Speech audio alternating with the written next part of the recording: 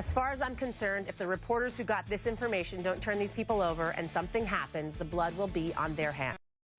That's a comment online from Jacqueline. Here's what she's talking about. A piece written by BuzzFeed News Middle East correspondent Mike Giglio.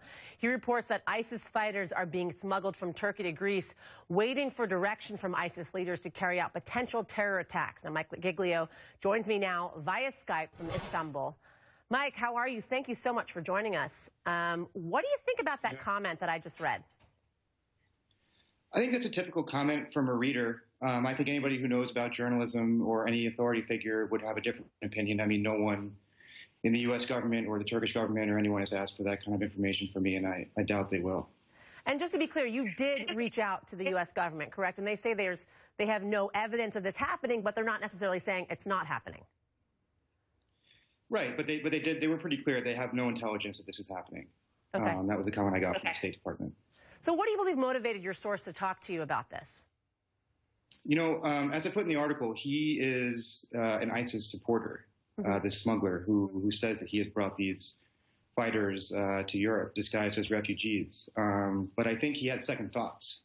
And, you know, he told me that he was very fine with the idea of ISIS fighters going to Europe and launching attacks against government targets. But when it came to civilian casualties, he was worried. And he started to have second thoughts. And I think he sort of realized he might be making a dangerous mistake, and he cut off all contact with the group. Now, and I know that your source also said that he actually does believe in the ISIS mission. Is that correct? Yeah, he does. And did he give you any motivation as to why?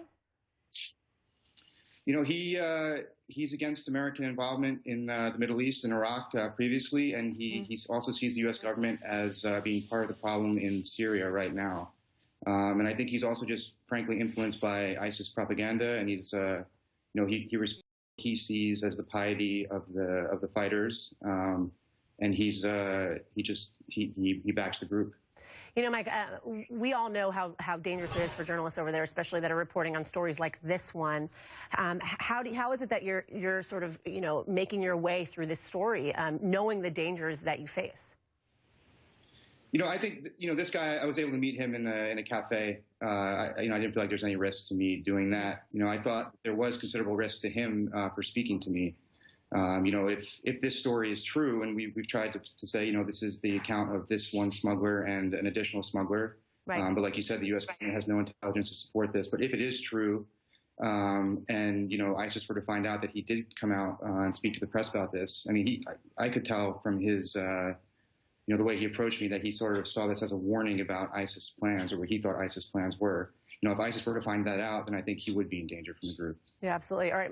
You know, you wrote another article, and we don't have a lot of time left, but I quickly want to touch on it, about oil being smuggled from Syria into Turkey, making at times for ISIS up to $1 million a day. So are these guys that you spoke to that are operating sort of this oil exchange, this oil smuggling, are they operating on fear? Do they believe in the ISIS cause? Is it for money? What's it for? So the $1 million figure, that's total ISIS oil sales to the regime in Syria and to Iraq and then also to Turkey. And the people I spoke to were the smugglers in Turkey. And they were Syrians, and they were motivated by profit. But one of the reasons that they also spoke out to me and allowed me to see the operation up close was that I think that they felt guilty as well. They knew that this operation was funding ISIS. They don't support ISIS, and they also knew that it was hurting the country, stealing a very important natural resource from the people who needed it. Mike Giglio, I'm so sorry we don't have more time with you, because I could talk for a very long time about this, but I appreciate the work that you're doing over there. Thank you for talking to us today. Yeah, thanks for having me.